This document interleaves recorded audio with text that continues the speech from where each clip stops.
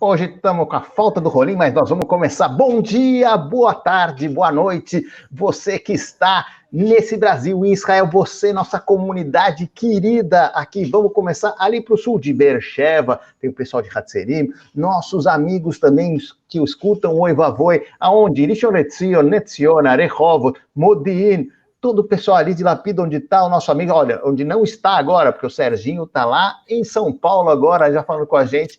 Olha aí a minha câmera, olha o que ela fez, ela desapareceu, mas vocês estão ouvindo minha voz continua a mesma, mas os meus cabelos, quanta diferença, vamos lá. E a gente começa subindo aqui nós estamos, depois nós vamos lá para Haifa, a nossa comunidade de Harish, nossos ouvintes, onde tudo começa, onde tudo acaba, onde o Rolim adora estar em Metula, nosso pessoal de Metula, e a gente começando agora com o nosso Oi Vavoi, Serginho, que estamos aqui ao lado do Serginho, já vamos entrar agora com os nossos destaques iniciais agora. Serginho, boa noite, como é que estão as coisas aí em São Paulo e quais são os destaques agora? Que destaque você tem para contar? Boa noite, bom dia, boa tarde para você. Nossa, Rolim, você está um pouco diferente, mas tudo bem. Aliás, hoje o Rolim é nosso sujeito oculto, né? Mas ele está presente, eu sinto a aura dele aqui com a gente, na verdade. Ele não pode participar por uns probleminhas e nós agradecemos. Estamos nós aqui, eu e o Melão, e eu vou começar dizendo que o Bibi quer voltar, Melão, o Bibi quer voltar, e olha como ele é bom ator. Ele soltou umas propagandas tentando acordar o pessoal do partido dele, os Likudnik, e eu não sei se é ele que é um excelente orador ou se ele tem uma produção muito boa, mas o Bibi sempre faz propagandas muito boas, tocantes aqui. Voltamos com você, Melão, seu destaque. Vamos continuar, então. Hoje a gente vai falar bastante de eleição. Eu vou completando o que você está falando. Por outro lado, o líder da outra banda, o Lapid, ele foi fazer uma visita em Nazaré. Quer dizer, o que ele foi fazer em Nazaré, que é uma cidade árabe? Ele foi tentar enfatizar, incentivar o voto da comunidade árabe. Na verdade, o que existe agora nessas eleições, existe uma questão que dizem que a comunidade árabe está sentindo uma falta de representatividade e por isso vai ter uma baixa assistência. Só lembrando que as eleições aqui em Israel não são obrigatórias. E, na verdade, esses votos que parecem que não tenham muita influência, que são de poucas pessoas que ficam em casa, por isso que o Bibi está querendo acordar os eleitores dele, e o Lapid foi lá tentar fazer com que acordem os eleitores árabes, na verdade, essas pequenas diferenças de votos podem fazer grandes diferenças na formação do governo. Serginho, segue daí. Vamos lá, queria falar de uma operação do Exército que teve essa semana, a operação chama Lion's Den, e foi na terça-feira em Nablus, foi uma operação conjunta entre o Exército, o Shin Bet, que é o Serviço Secreto Interno de Israel, e a Aman, que é a inteligência do Exército. Foram 4 pessoas foram neutralizadas, inclusive um líder sênior dessa facção, e eles desbarataram uma fábrica de explosivos na região de Nablus. Estamos mais seguros, Melão? Você me diz. Segue daí. Então, essa tem uma história também completando essa da Eid Shen, quer dizer, esse novo grupo que apareceu, essa Cova dos Leões. Tem uma operação interessante que aconteceu nas ruas de Shen, onde normalmente é uma cidade extremamente fechada, onde não entram israelenses de nenhuma maneira, e um dos líderes estava passando ao lado de uma motocicleta no meio da rua, e a motocicleta, bum, explodiu. Isso fez com que esse líder desse novo grupo realmente, que ele fosse neutralizado, que ele morresse. Os palestinos afirmam que isso foi um ataque de Israel. Israel, como sempre, não afirma e nem nega essa situação, então não assumiu que foi isso, mas de acordo com, mesmo imaginando que fosse uma ação realmente de muito planejamento, que pode ter de muita inteligência, isso que o Sérgio estava comentando, para que possa chegar ao nível de você ter em um local uma moto com explosivo, onde vai passar a pessoa, realmente você tem que saber. Isso faz com que, pelo menos, que esse grupo que surgiu e estava como sendo o novo hit dos milicianos, de quem quer se juntar a grupos terroristas, achando que é passar livre, e depois dessa ação que o Serginho contou agora, e dessa da moto, acho que as pessoas vão pensar duas vezes, em vez de começar a se alistar para atacar Israel outra vez. E aí, Serginho, que mais? Agora eu vou para a boa notícia. Ou não que as outras não tenham sido boas notícias, mas eu vou colocar essa aqui, um assunto que para mim é de maior importância. Eu não sei se vocês sabem, mas eu também sou engenheiro de meio ambiente, e falar sobre a clínica For Wildlife, que é uma clínica que cuida de animais, uma clínica, vamos dizer, particular, que cuida de animais em risco, e as pessoas levam esses animais para essa clínica que fica no centro de Israel, e eles tratam esses animais, fazem toda a recuperação deles e depois soltam na natureza. E a pessoa é um casal, né? Avil Sherwood e Mai Litani, e eles estão cuidando de todos esses animais que chegam machucados, esses animais que chegam em condição de risco e perigo, e cuidando da mata, cuidando dos animais de Israel. Eu não sei se você sabe, mas é proibido você ter um animal silvestre de Israel em casa. É proibido criar qualquer animal. Você pode gato, cachorro, agora lobo, caracal, e outros animais que são silvestres, não pode ter. E essa é a boa notícia. Muito boa notícia. Uma notícia que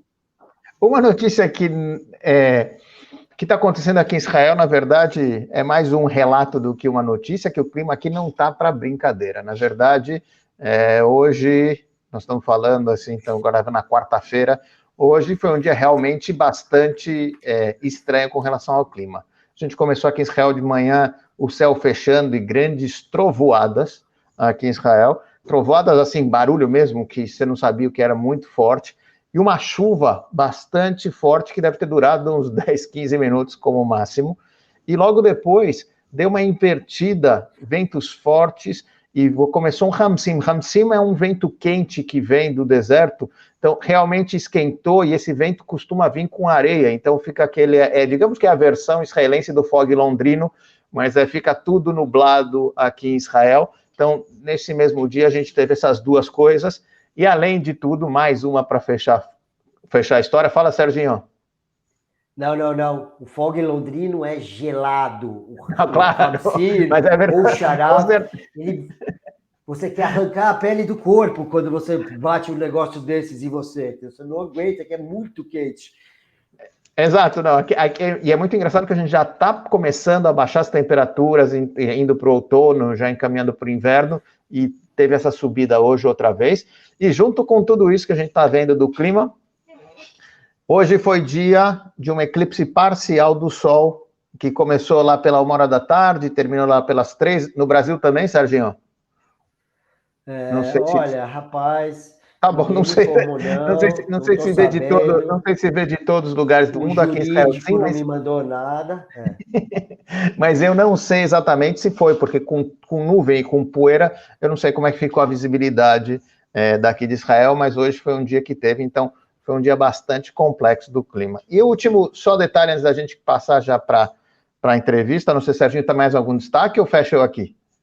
Não, eu só quero falar que me espanta muito como esse lugar que eu estou agora, que é São Paulo, a grandiosidade dele, e logo mais, semana que vem, eu já estou voltando para a pequena e pacata Lapid, com seus 26 moradores, e esperando ansiosamente. Não, bem-vindo, a Israel te espera de braços abertos. E último destaque, lembrei agora o que a gente viu um pouco na semana passada, a gente comentou sobre o Kanye West, que fez os comentários antissemitas contra Israel, bastante conspiratórios, seguindo as teorias antissemitas, e começou já a dar, já trazer os retornos para as consequências. A Adidas cortou os laços com ele, que ele era patrocinado pela Adidas, e a Adidas já começou a cortar laços com ele, e também na internet a coisa estão cancelando o Kanye West por causa dos últimos comentários que eles fizeram. Então, semana passada a gente falou dos comentários, e essa semana a gente já tem as consequências do que ele falou. E esses foram os nossos destaques da semana. A vida é bela, né, Belãozinho? Vamos falar a verdade que essa que as empresas começaram a boicotar ele, muito obrigado, existe ainda humanidade no mundo, né? Existe essa coisa de entender. E agora nós vamos já passar para a parte, olha, até estamos indo rápido, estamos expresso hoje. Nós vamos passar agora para a parte da entrevista de hoje, uma entrevista especial que a gente vai ter, trazer alguém especial, a Sandra Rejuan, e a gente vai falar de uma coisa que para a gente aqui em Israel vai ser, acho que é poucos dias depois do que vai ser para vocês aí no Brasil, que vai ser as eleições aqui em Israel. A gente vai começar a conversar agora com a Sandrinha. A Sandra Rejuan, ela é ativista política, ela foi candidata já a deputada na Knesset por 3 vezes no passado. Ela fez ali em 1986, quer dizer, faz 36 anos, se eu fiz a conta direito que ela falou, eu decorei, e atuando hoje com um papel maravilhoso, diz que a avó, são 3 netinhos, Sandrinha? Não Sandrinha... escuta, ela tá mutada. Já desmuto a Sandrinha, não sei por que ela está mutada. Desmutear. Agora sim. Agora Oi! Sim. Então, bem-vinda! Já começamos com a censura. Então, eu gostei que você falou que uma das melhores coisas da minha vida agora é ser avó. Eu sou avó de 3 nenês lindos. E é isso. Realmente, eu fui candidata aqui, eu estou muito, muito contente de estar aqui com vocês e poder participar desse programa que eu adoro. Então, para trazer essa informação, para poder compartilhar, e o que acontece aqui em Israel mesmo, que, como vocês dizem, ninguém tem paciência de explicar, né? Mas é difícil entender. Então, ainda bem que vocês estão aqui, que nem a gente fala,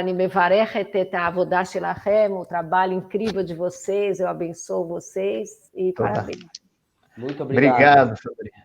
Então, a primeira, começando, antes da gente entrar um pouco na questão da Knesset e das eleições, conta um pouco como é que você chegou em Israel, quer dizer, qual foi um pouco do caminho até você chegar do Brasil para cá. Em 1982, eu sempre gostei de Israel, sempre, desde que eu me lembro por gente, e eu sempre aprendi hebraico, desde muito pequenininha. Mesmo no Ghana, assim, no jardim de infância, eu lembro que eu fazia umas bolinhas assim, imaginando que eu estou escrevendo hebraico. Eu gostava do livro de rezas, eu gostava sem entender nada, né? E em 1982 surgiu uma oportunidade, né? Vieram na nossa escola, no Bialik, aí veio a oportunidade de fazer um ano em Israel, de fazer a classe brasileira em Israel. Já tinha o primeiro ano em 81, aí eles vieram e nós fizemos 82. Nós viemos. Isso foi a Ayanot? A Ayanot, a classe brasileira. A Ayanot é um local, né? Eu só fui me sacar isso depois de um tempão, né? A Ayanot fica aqui do lado, aqui perto de Rehovot. A Ayanot é maravilhoso. Foi bacana, né?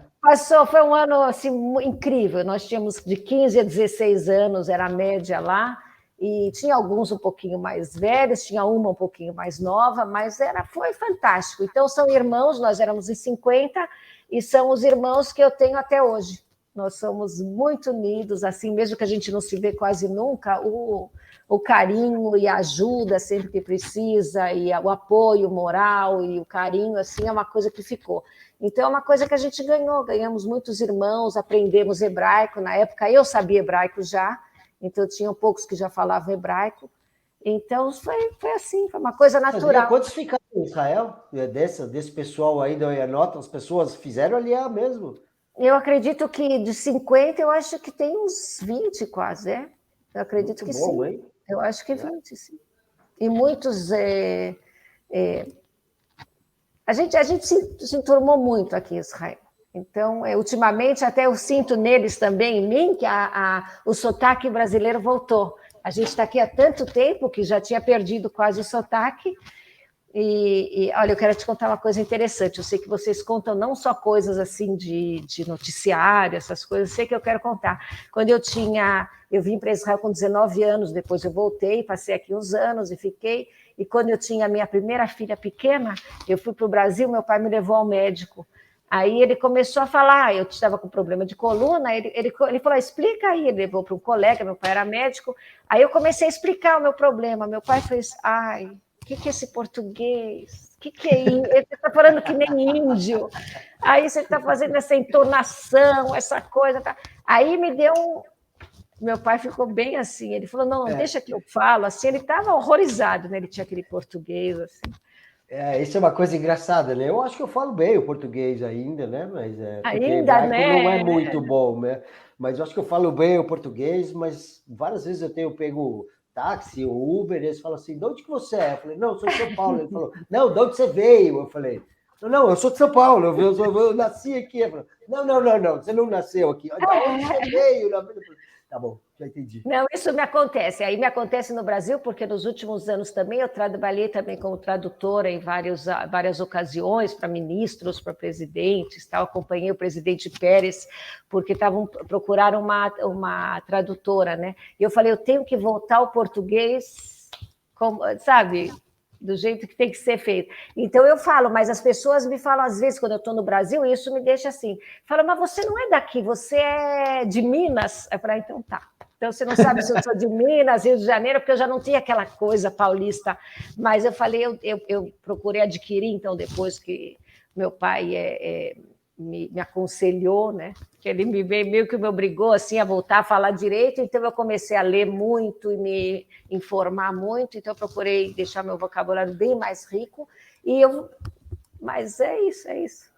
Mas, Sandra, então, a gente não é assim. Não, eu estava vindo aí, meu pai é brasileiro, você sabe, né? Meu pai é brasileiro, a gente vive não, a gente não fala assim. Não, né? não. Português, normal, né? Sei, não, mas eu saí muito nova, não vim, mas não vim como você já. Eu vim para cá muito cedo, eu vim de vez, assim, com 19 anos. Aí o meu vocabulário era aquele vocabulário de mocinha de 19 anos, uma coisa bem fraca, né? Não. Aí não condizia eu ter 25 anos e falar tão mal. Aí eu comecei a falar inglês, que eu não falava também, aí foi inglês, eu aperfeiçoei o português, e eu acho que... E agora a pergunta que não quer calar, né? Como que você chegou de Israel e como que você ingressou na política? Pois é, essa é uma boa pergunta. Eu estudei aqui em Israel arquitetura de interiores, né?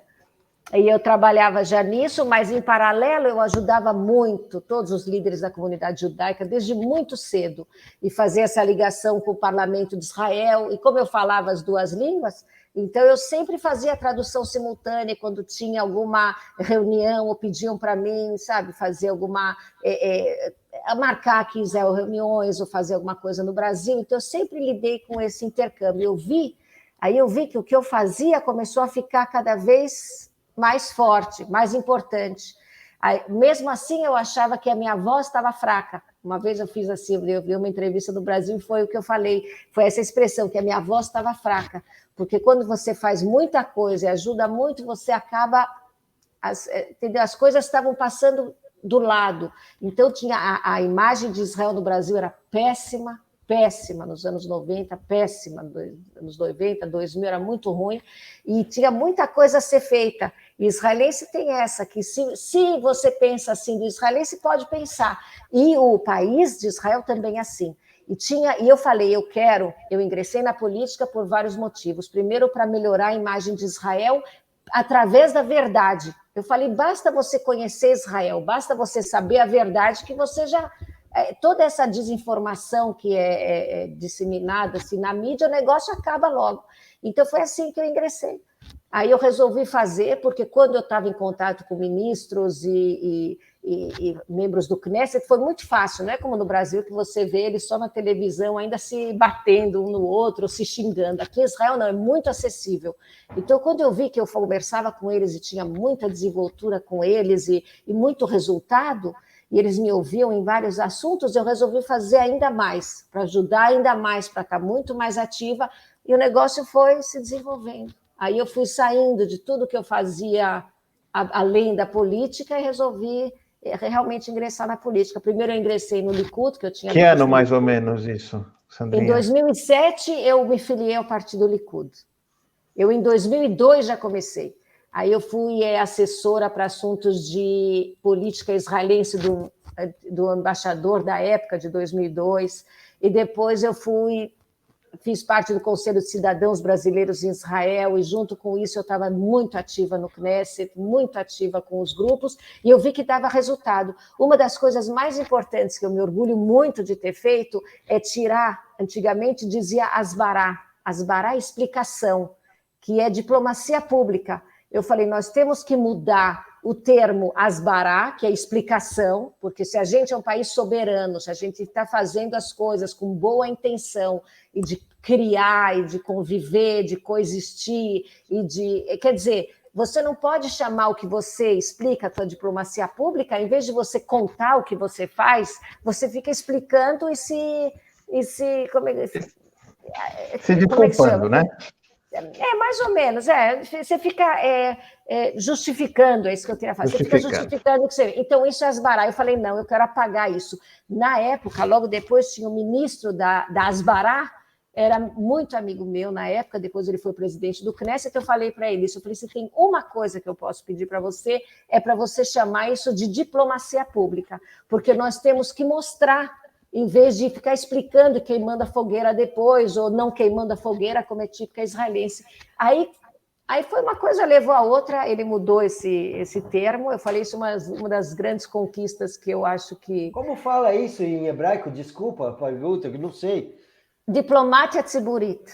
Diplomatia Tziburit. Eu falei, você pode mostrar o que você faz. Em 2014, eu fui convidada a ser diretora de uma organização que trabalhava em paralelo, né, o Ministério das Relações Exteriores de Israel. Era uma organização não governamental, e eu trouxe para Israel 6 jornalistas brasileiros formadores de opinião, porque eu já tinha experiência antes de ter ajudado quando a Conib trouxe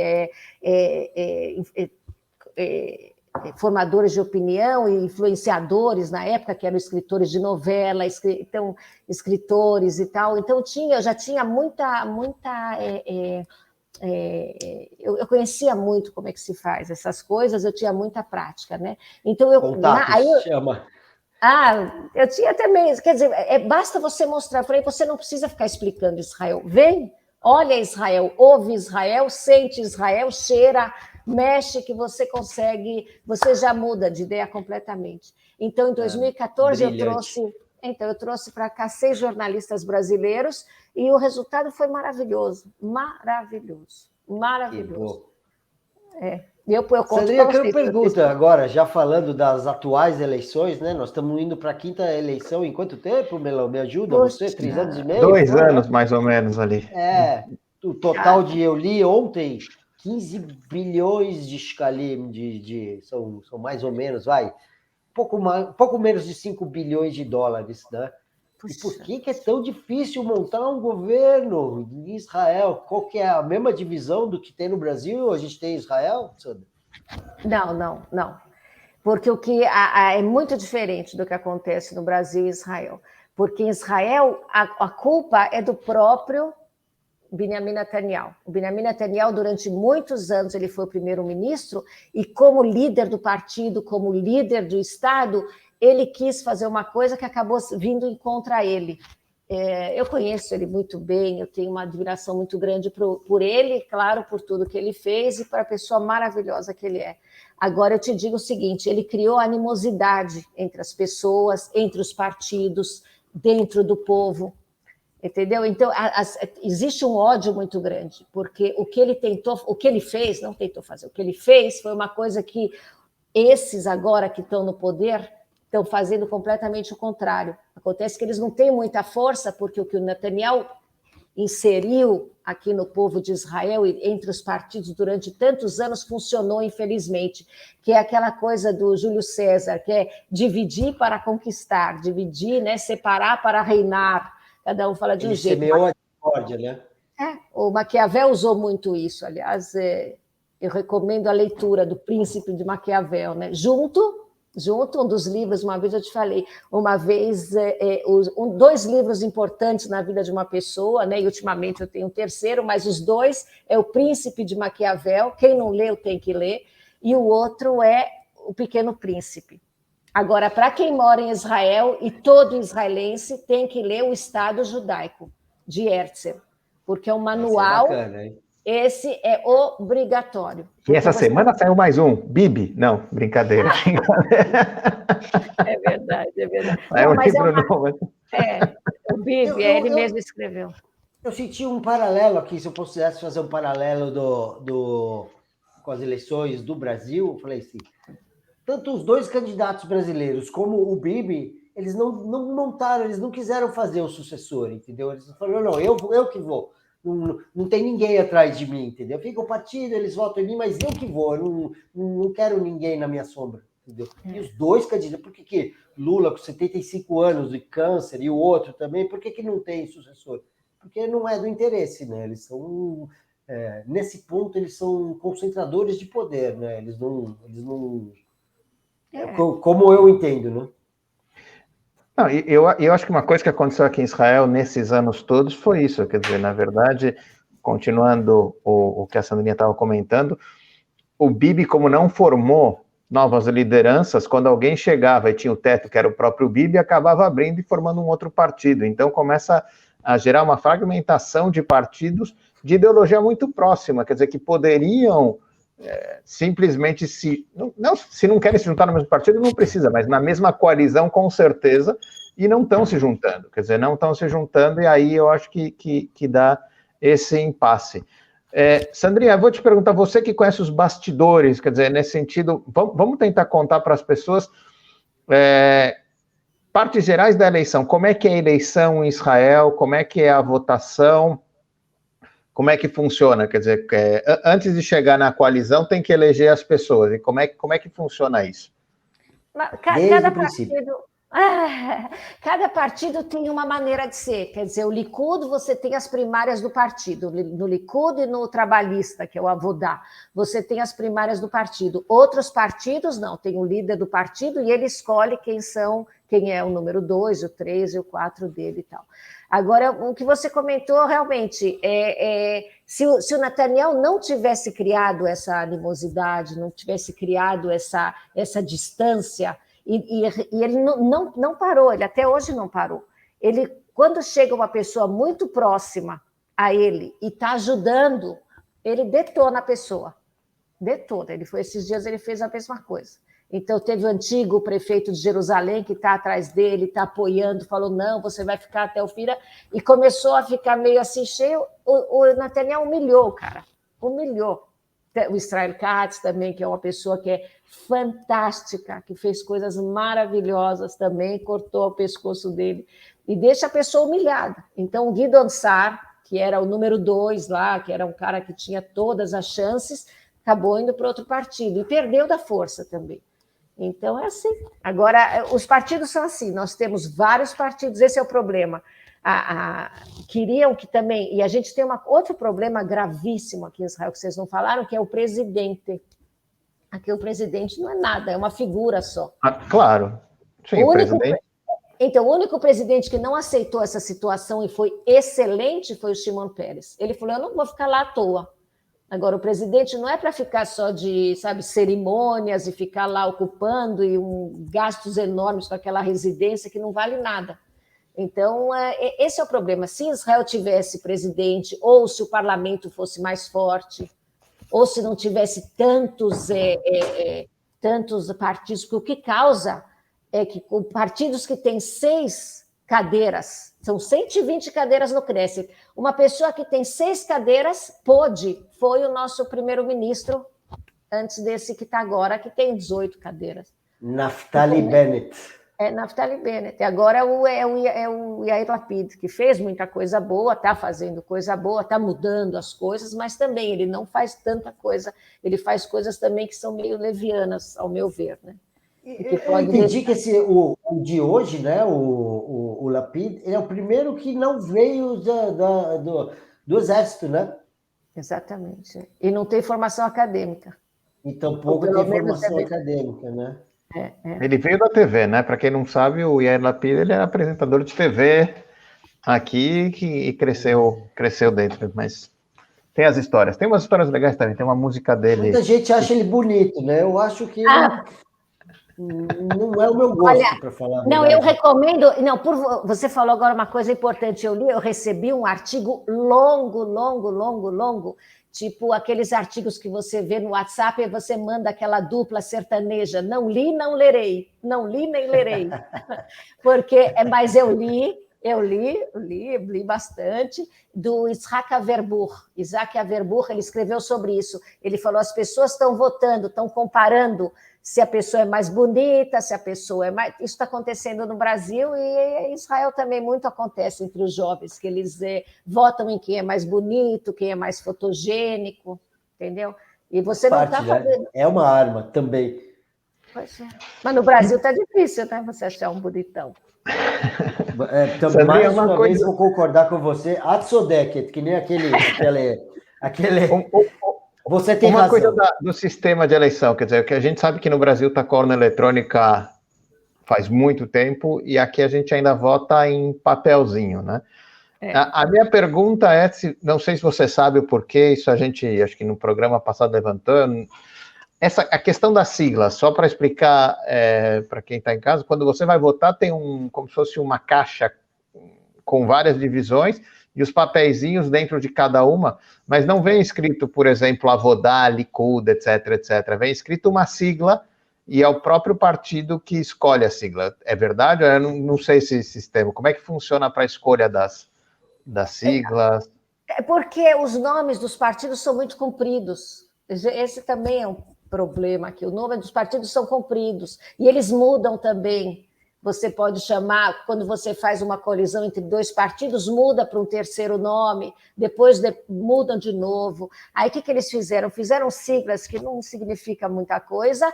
Tem o do Likud e da Vodá sempre a mesma coisa, Emet e Mahal. Sempre eles não mudam, não abrem mão e tal. E esses novos vão mudando. Acontece que está escrito, sim, embaixo do Mahal está escrito Atnoá Liberal Likud, não sei o que é o movimento liberal Likud. Embaixo do Avodá também, que é o trabalhista, está escrito Avodá e tal, todo o nome completo, mas está escrito pequenininho e só em hebraico, né? Mas não, interessante. Só em hebraico. Mas os próprios partidos escolhem a sigla que eles querem colocar? Eu não sei, eu acredito que sim, mas eu não sei, porque isso é bem insignificante. Acho que eu nunca ouvi, porque tem uns que é um F final que você coloca na palavra, um F meio curtinho, assim. Agora, aí você fala, eu acho que esse F final, assim, é o presidente do sindicato dos taxistas. Ele falou, nós também temos que ter representação no Knesset. Eu ouvi ele falar uma coisa absurda.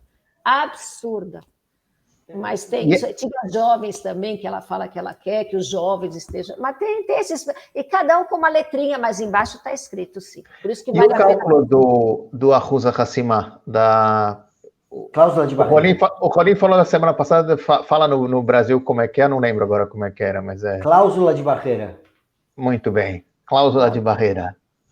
Porque eu acho que todo esse sistema de Israel está errado. Porque o Likud, uma vez atrás da outra, nessas 4 eleições, ele ganhou o primeiro lugar com o maior número de cadeiras. Quer dizer, o povo votou nele, a maioria dos votantes foram lá e os eleitores votaram nele e eles não pegaram porque não conseguem fazer a coalizão, não conseguem. Então, você tem esse sistema muito falho, muito fraco, que gasta muito, como o Sérgio já falou, e, além disso, você tem que dar esse teto, esse mínimo de votação, porque você tem demais, você tem partidos demais. Então, você acaba fazendo também, no final, para poder ter um governo, por que o governo não é estável e toda hora cai? Porque você faz coalizão com coisas que são absurdas. Um fala uma coisa, o outro fala completamente o contrário. Então, você não consegue colocar. Nesse tinha árabes que são contra muitas coisas do Estado de Israel, coisas que são feitas no próprio Estado de Israel. Você tinha com uma direita, de extrema direita, né? Então, quer dizer, é difícil. Então, você não consegue governar. Basta fazer uma coisinha e o governo cai, porque você é muito frágil. Então, você tem... Esse mínimo, ele ajuda um pouquinho, mas o que devia fazer eram 2 partidos fortes, porque Israel tem 2 lados, e os 2 são meio de centro. Os 2 lados de Israel são meio de centro. Não existe Não Isso. existe aqui em Israel extrema-direita, não existe extrema-esquerda, porque eles não vivem. Tem aqui o Meretz, que é o extrema-esquerda, que eles vão, eu quero... Eles nunca passam dos 5, 6 cadeiras. Quer dizer, tem tanta gente que simpatiza com a esquerda, por que eles não passam? E tem a extrema-direita, que fala coisas assim também absurdas, e também nunca passam dos 4, 5. Mas agora, então, nessa eleição tem o fenômeno Ben-Gvir que está dando, sei lá, 14, a última vez que eu vi, se não é mais, 14 cadeiras para extrema-direita, quer dizer, que é complicado, né? No meu ponto de vista é complicado isso, mas está refletindo uma vontade do povo israelense, né? O que você fala é verdade, eu não sei se sustenta, mas, na verdade, o que você acha desse fenômeno Ben-Gvir atual? Claro que ele é racista, né? Isso que foi a informação que eu obtive. Eu nunca vi ele falar nada, né? Mas foi isso que me disseram.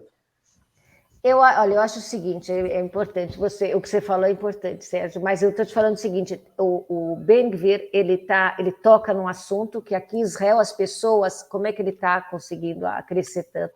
Porque as pessoas estão cansadas da infiltração árabe em todos os setores. Infiltração é muito diferente de inclusão e coexistência, porque quando eles entram de uma maneira pacífica, em todos os lugares. Eu vou te dar um exemplo hoje, por exemplo, eu fui no Zara, na loja Zara. Então, a loja Zara ele foi boicotada há alguns dias e queimaram as blusas da Zara porque o franqueador da Zara encontrou com o Ben-Gvir, porque ele falou, eu posso encontrar. Aí os árabes foram lá, fizeram uma demonstração contra, é legítimo você ser contra e tal. Mas o que aconteceu? Hoje tinha uma fila enorme na Zara. Eu fui depois de 2 anos que eu já não sou mais consumidora, assim, mas eu fui porque eu tenho um casamento amanhã, então eu falei, vou comprar alguma coisa. Aí eu fui comprar uma roupa e fiquei mais de 40 minutos na fila. E tinha 5 caixas. 5 caixas. Eles, de propósito, eles querem demonstrar os caixas, né? Então, todo aqui em Israel é chatinho, assim. Você não consegue ter uma vida e falar, vamos, yala, não sei. Não, tudo é demonstração. Então, eles, em demonstração contra o franqueador da Zara, que encontrou o Ben-Gvir, eles demoraram para atender as pessoas. Aí eu não tinha jeito, eu estava lá com o vestidinho vermelho, lá que meus netos pediram para eu usar vestido vermelho, eu segurando o vestido vermelho, falei, vou usar esse vestido vermelho, mas não adianta, eu tive que esperar mais de 40 minutos numa fila que levaria 5, 6 minutos, nunca levaria 10 minutos. E eu fico assim, quer dizer, entendeu? Você tem que dar uma inclusão boa aos árabes, uma coisa boa, tem muitos, hoje com a internet, com eles falando inglês completamente, hebraico eles falam muito bem, então a vida está muito melhor, infinitamente melhor. Então, quando há convivência e não tem essas coisas chatas da política, aí vai que é uma beleza. Eu acredito muito na educação, entendeu? Muito na inovação, a gente tem que trazer a educação para o século XXI, porque quando você conversa hoje com os jovens, até mesmo em Gaza, eles mandam filminho da guerra que teve lá, falam que a gente já está cheio, a gente quer paz. Aí vão lá neles, porque não querem essas coisas. Eu sinto isso também, para falar a verdade, pelo fato de eu trabalhar com muitos árabes no meu ramo de atuação, que eu trabalho com construção e tal, eu sinto que os objetivos eles são paralelos, sabe? A gente quer ganhar dinheiro, quer voltar para casa e quer criar nossa família e quer... mas eu acho que os políticos não estão prontos para essa paz que o povo já está, ou os povos, né? É o que eu sinto, pelo menos. Você não consegue, você não consegue deixar as pessoas na miséria e deixá-las alienadas agora que tem a globalização, que tem a internet, e os jovens já estão cheios. Os árabes querem se entrosar, eles querem é verdade. Eles querem essa inclusão e eles estão conseguindo, porque antigamente você conseguia saber, tanto pela atitude, como aquela coisa que você... Hoje em dia não tem, você vê, está todo mundo junto. Vai em Jerusalém, você não sabe distinguir quem é jovem árabe, judeu, está todo mundo conversando, e todo mundo... aliás, já estão morando também. Tem muitos judeus que, por problemas financeiros, que a moradia aqui é caríssima, estão indo morar em aldeias árabes. E tem muitos árabes que a vida deles, eles querem já uma vida mais diferente, diferenciada, eles querem jardins, e depois, se vocês quiserem, eu conto por que essa história de jardins. Mas a cultura árabe diz que jardins é um privilégio é bobagem, porque quando você quer plantar alguma coisa, você tem que plantar alguma árvore que dê alguma coisa, e o judeu planta jardinzinho, florzinha, não sei o quê. Agora, tem árabes que gostam dessa estética, que moraram na Europa, ou que vem essa parte judaica, que os judeus, ao contrário dos árabes, eles têm o coletivo é muito mais bonito do que a casa por dentro. Entendeu? Então, é uma diferença cultural. Então, eles estão morando em muitas cidades judaicas, a Fula e outras, está tendo uma grande integração, porque eles estão vindo morar lá. Então, os judeus estão indo morar em aldeia árabe e os árabes estão vindo morar em cidades judaicas. E o negócio está indo assim, está evoluindo de maneira orgânica, e eu acho isso maravilhoso. Maravilhoso. Eu conversei com um árabe, eu perguntei, mas como é que é seu nome mesmo? Eu falo assim, Aaron. Eu falei, sua mãe foi esperta, hein, cara? Tipo, ela te arrumou para você não nada, né? Aaron, tá vendo aí? Muito. Não, mas eles já não têm mais. Hoje eu estava na fila lá também, eu estava do lado de um Muhammad. Aí eu fui conversando com ele, eu falei, é isso o que tem que acontecer. Porque e os líderes não têm esse interesse. Os líderes judeus têm, mas os líderes judeus têm. Os líderes israelenses têm. Os judeus nem se fala, da comunidade judaica mundial, eles batem palma para essas coisas acontecerem, isso já é antigo. Mas os líderes da faixa de Gaza, por exemplo, por que eles não se dão bem com os líderes de Ramala? Porque são diferentes. O presidente palestino não pode colocar o pé na faixa de Gaza, porque ele é mal visto lá. Porque embora ele seja de lá, né? Hã? Embora ele seja de lá. Mas ele mas quem de Gaza. Mas quem lidera a faixa de Gaza é uma milícia armada terrorista. Que foi terrorista, e eles colocam terror, e eles não têm interesse que as pessoas tenham qualidade de vida, tanto que todo o cimento que vem, todo o abastecimento, eles não deixam passar todos os caminhões. Essa história não se fala muito nisso, mas eles não querem que haja essa comodidade, que seja cômodo. Eles não querem que tenha prosperidade. Aí tem uma coisa, por exemplo, última coisa que eu vou contar, assim, uma curiosidade, nos presídios de Israel, eles dão formação acadêmica. Aí você pergunta, mas por que tanto livro impresso? Não sei o quê. As pessoas que vêm para cá ficam horrorizadas de ver tanto livro impresso. Fala que é para poder dar aos religiosos e aos presidiários cultura e formação acadêmica, porque quando uma pessoa fica iluminada, academicamente falando, ela já não volta ao crime. Então você tira ele ela não vira mais massa de manobra. E é isso que eu falo de Israel. Albert Einstein, ele falou isso, né? Ah, é? Que uma mente tocada por uma nova ideia nunca retorna ao seu estado anterior, né? Exatamente. A minha pergunta Sandra, assim, de forma rápida, quais são as pautas dessa reunião, dessa eleição agora, hein? Olha, estão falando sobre baixar os preços para poder ter competição. Aqui em Israel você tem... dá para ouvir? Porque caiu meu microfone. Dá para ouvir bem? Então, aqui em Israel estão falando que você tem ainda monopólios. Eles querem abrir o mercado para poder quebrar esse monopólio e assim baixar muito os preços. Israel é caríssimo. Você tem, por exemplo, Gillette e Colgate, os importadores têm mais de 50% do mercado israelense. Aí o que o ministro agora fez, esse mesmo ministro que me tirou lá do Israel Beiteinu, quando eu fui candidata pela minha idade, eu contei para vocês. Então, esse mesmo ministro, eu fui uma vez candidata também pelo Israel Beiteinu, ele, que agora está lá, ele falou, não, eu quero abrir o mercado para poder baixar o preço. Não tem motivo que uma pasta de dente custe aqui 10 vezes mais do que custa no Brasil, ou 5 vezes, ou mais que 5 vezes mais. E uma Gillette também é uma coisa absurda. Outra pauta também é educação gratuita, porque aqui, de 0 a 3 anos de idade, a escola é paga e custa 3.000 shekels. Agora faz a conta, quanto dá? Dá 5.300 reais, né? porque é dividido por 3,55 vezes 5,17, dá uns 5 e poucos mil reais por mês para cada criança de 0 a 3 anos. Então, esse negócio está sufocando as famílias, né? Então, eles estão querendo fazer ensino Sem gratuito. dúvida. Mas, para isso, estão querendo também aumentar o salário. O salário aqui, eles querem aumentar para 40 shekels por hora, para ser 7.500 shekels. Quanto dá em reais? Dá uns 10, 11 mil reais por mês, né? Dá, para poder o salário mínimo, né? Nós estamos falando. O salário mínimo, eles querem aumentar para poder ser 40. Essa é uma pauta da coisa. E outra também é a moradia, que aqui é caríssimo. Caríssimo, caríssimo, um absurdo. Inviável, eu diria.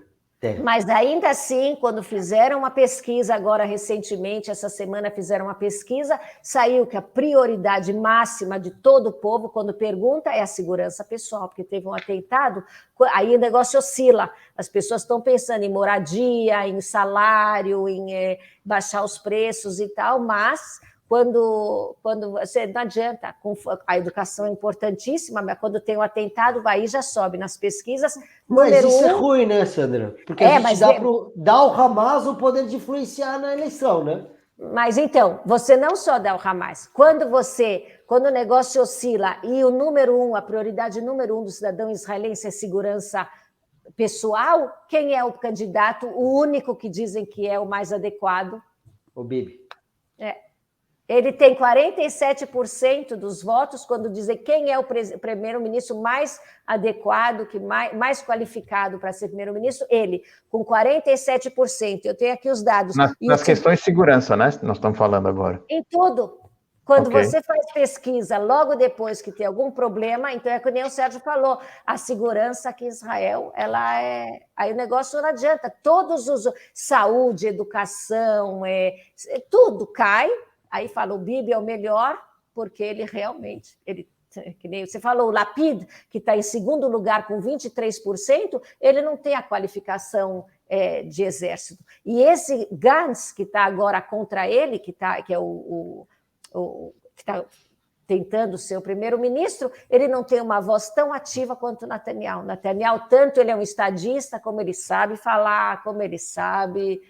A retórica dele é infalível. Aí oscila, o negócio deu segurança, Netanyahu, 30 mandatos. É assim, Israel é assim. Muito bom, muito bom. Sandrinha, nós vamos terminando. Algum comentário final com relação a essa situação, ou qualquer coisa que você queira deixar com a gente de mensagem? Eu acho que é importante que, tanto agora no Brasil, que a gente está passando eu acompanho muito, claro, mas é importante no Brasil, em Israel, sim, ir votar. Eu peço a vocês, o Serginho, que está de boa em São Paulo, se você puder votar, quem puder votar, vota. Quem puder votar aqui em Israel, vá votar em Israel, porque é importante, porque cada voto... E outra coisa, pensar no futuro. Se a pessoa for votar pelos parâmetros do que ela quer para ela mesma, e não do que ela acha e viu no TikTok, nessas coisas, não sei o quê. Pensa, quando na hora de votar, fala o que você quer para você mesma. Deixa para lá os filhos, netos, os vizinhos, os árabes, judeus, o Israel, Europa, tal, nada. Fala o que eu quero para mim. O que eu quero para mim? E quem dos 2 no Brasil? Quem dos 3 aqui em Israel? Quem é que pode me dar isso? Só do que eu quero para mim. Aí a gente vai ter aí chega, aqui em Israel chega de eleições, e no Brasil você vai poder votar justamente. Muito bom. Obrigado, Sandrinha. Fica com a gente até o final. A gente agora vai continuar com as outras partes do programa. Alguma coisa, Serginho? Tecnologia. Vamos falar de tecnologia, Melão? Sou eu, né? Então vamos lá. Tecnologia. Tecnologia, vamos lá. Contando para vocês que tem uma coisa legal também acontecendo um pouco nessa linha de integração, uma delegação de centenas de israelenses já está confirmado para participar da conferência sobre mudanças climáticas que vai acontecer, que é a COP27 das Nações Unidas, que vai acontecer no começo de novembro em Sharm el-Sheikh, no Egito, aqui do lado, ok? Então, assim, dezenas das empresas, essas empresas que fazem, que é agora que a gente chama de Climatech, que fazem contra o impacto global, Israel, eu falei alguns programas atrás, começou a investir forte nessa área de tecnologia para evitar essa questão de aquecimento global, para proteger o clima, e eles estão fazendo uma série de atividades, e esse vai ser também o primeiro pavilhão nacional de Israel, ok? Nos 27 anos, e desde uma conferência de Você chegou em que ano, Sandrinha? 86? 86, né? Em 85 foi o último pavilhão que Israel teve no Egito em uma conferência econômica ou qualquer coisa. Outro passo para mostrar que a tecnologia também, outra vez, juntando os povos e trazendo os outros exemplos, a gente comentou da outra vez, a questão do Líbano com relação ao gás. Agora nós estamos vendo que a relação do clima, vão ter pessoas do mundo inteiro, também tem uma delegação brasileira que está vindo para aí. Então, a partir do dia 7 de novembro, vão ter vários eventos ali. Então, o pessoal de Israel também está lá nessa feira, levando um monte de empresas para ajudar nessa questão, para evitar o aquecimento global e ajudar as questões do clima do mundo. E aí, Serginho, diga. Vamos pro Sinai, passar os dias lá em Sharm el-Sheikh, Oi Vavoi então, no Sinai. Então, só para explicar, o pedido é bom e existe, isso fica entre nós e quem estiver ouvindo, que quem sabe a gente faça uma conexão especial Oi Vavoi direto, Sharm el-Sheikh já tá encomendado, isso é segredo ainda, mas vamos trazer para vocês isso, uma conexão direto lá com o pessoal em Sharm el-Sheikh. Que eu ia falar mais uma coisa? Não, porque Sharm el-Sheikh, só precisa saber, aqui do lado. É grudado em Eilat, pessoal. É quase aqui do lado, não precisa sair muito. É longe do centro de Israel, mas é grudado bem a palavra, né? na fronteira de Israel. Serginho, e agora? O que nós temos para musiquinhas hoje? A honra para nossa convidada, uma ilustre convidada, Sandra Rejuan, Sandrinha. Os autores da música são Miri Masika e Iran Dankner, e a música Afachat. Quer falar? Quer contar um pouco dessa música, Sandrinha, enquanto eu coloco no ponto aqui? A vitrola? Obrigada. Primeiro, muito obrigada que eu pude ter essa escolha. Todo mundo que me pergunta como é que a gente pode aprender hebraico assim, para ser fluente assim, eu falo nada melhor do que música. E se você quer música, então você tem que pegar cantores e também as pessoas que escrevem muito bem, que cantam muito bem, que tem uma dicção muito boa, né, para poder passar a música. Então essa música é maravilhosa, e essa Miri Messica é um amor, ela canta muito bem, e o Iran Dankner foi convidado para participar, e ele falou para ela, eu gostaria que essa música fosse minha, ela falou, então vem cantar comigo, e que bacana. Esse é maravilhoso. Obrigada, muito obrigada. Imagina, obrigado você.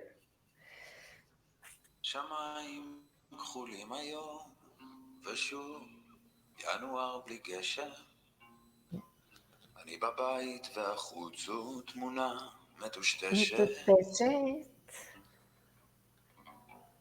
חלמתי שאני בורח מכלוב של ציפורים, אורשת כל הלילה, חיפשתי אותך. בבוקר קיבלתי אימייל קצר ונחמד, כתבתי איפה אתה? ולא אמרת כלום כמעט, וידעתי שאת שם לבד. וידעתי שאף אחד לא תפס את המקום שלי בלב שלך, שלי בלב שלך. Quem entende hebraico é bom. ואף אחד לא תפס את המקום שלי בלב שלה, שלי בלב שלה. Românti. Lindo. E nós vamos deixar essa música inteira para que você tenha a oportunidade de ouvir ali na nossa página do Facebook. Você pode entrar lá na nossa página do Facebook e aí você realmente vai... Que lindo. Melão? Eu? Vamos demitir o Rolim, cara? Manda beijo para ele, manda beijo. Tá bom. Rolim, tô com saudades de você, querido. Volta. Muito E bom. é isso, né? E é isso, e é isso. Até mais e muito, muito obrigada pelo convite. De Muito obrigado por nada. você, Sandra, por ter enriquecido tanto o debate aqui. E vamos lá, né? Oi, E, na verdade, é isso mesmo que a gente está comentando. A mensagem também, acho que a nossa do final do Oi Vavoi vai ser, nesse caso das eleições. Aproveite a oportunidade. Para quem está em Israel, vai ser a quinta em 2 anos, mas mesmo assim, tenha força e vá votar, porque realmente faça o seu papel e participe dessas eleições. Não perca a oportunidade de deixar o seu voto, de contribuir. Então, acho que esse é o destaque do fim de semana, já se preparar, já que nós vamos votar no dia. Aqui, só um outro detalhe rapidinho, nós estamos chegando já no final. Aqui, as votações no Brasil são domingo, que é dia de feriado, né? Que já as pessoas estão em casa. Aqui são as terças-feiras, e aí tem feriado. Então, quem trabalha ganha o dobro, mas então nossa votação, enquanto no Brasil é dia 30 de outubro, aqui é dia 1º de novembro, é isso? É. Então, nossa eleição é logo depois da eleição do Brasil, aqui, e então, tenha força todo mundo e venha votar. Pessoal, eu quero muito só falar só mais bom. uma coisinha. Claro. Eu não voto no Brasil, porque eu moro em Israel, então eu não vou votar, e em Israel eu não vou conseguir votar, essa vez que eu vou estar em trânsito, eu vou estar na Inglaterra. Mas eu tenho fé, e eu sei que vai acontecer, a gente ainda vai votar no Rolim.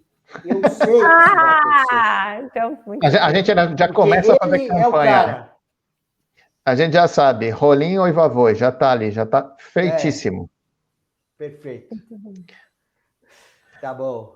Pessoal, até mais. Tchau, Tchau. abraço.